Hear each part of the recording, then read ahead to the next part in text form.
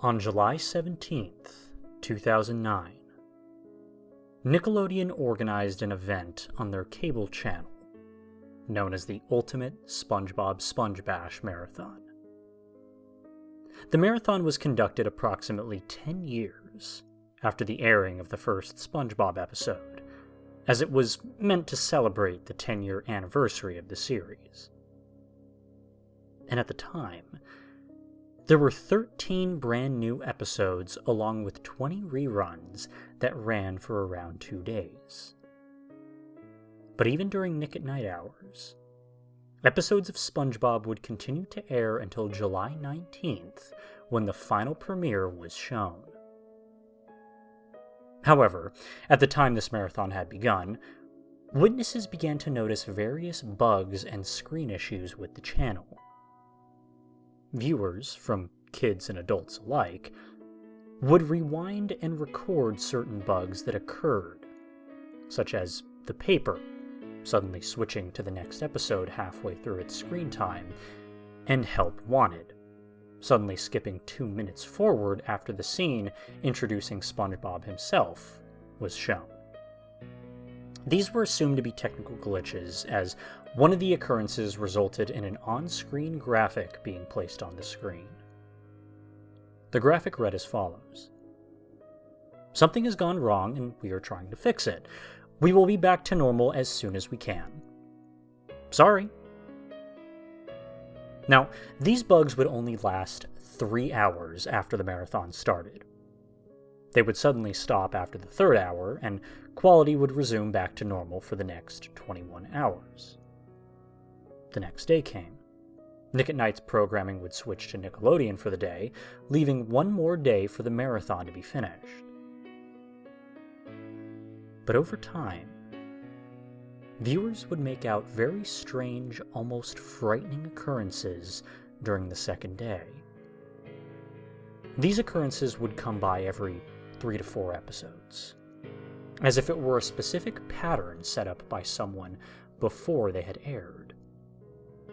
The first instance of this happening was cited during the episode To Square Pants or Not to Square Pants.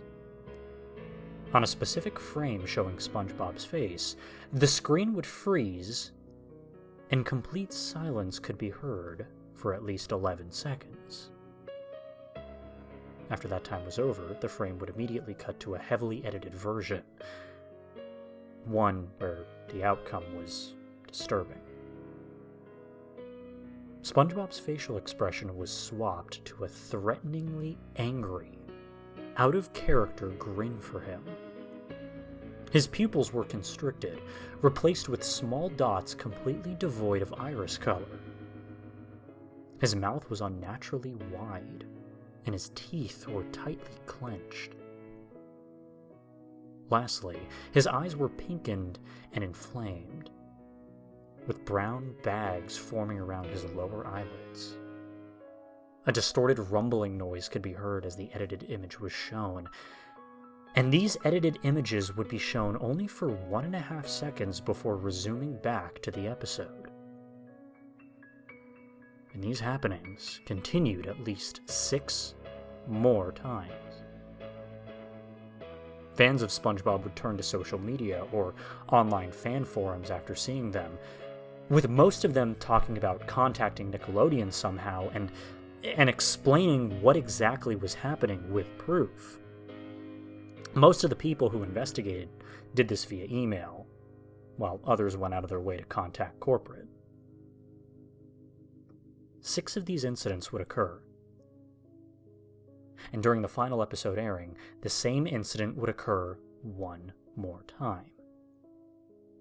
Though this time, instead of switching back to the episode that was currently showing, the screen cut to a plain white background. And after a short moment, a transparent image of the Doodle Bob from the show's logo faded in at the bottom of the screen. In a slideshow-type format, text would appear on screen, showcasing insulting and degrading messages that were seemingly unproofread, theorized to be targeting the Nickelodeon staff. The transcript read as follows. You were all so goddamn negative all the time. Day after day, hour after hour, you're always upset, expecting better. I wish you would for once shut your mouth and act like a decent human being, for once in your life. Think of the poor kids you brainwash with your festering attitudes.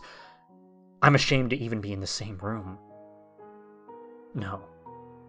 The same planet as you are. Oh, you poor, poor baby, you poor, pitiful, sad you. Sad over the truth? You're an adult acting like an infant, and it makes me sick. Well, boo-hoo.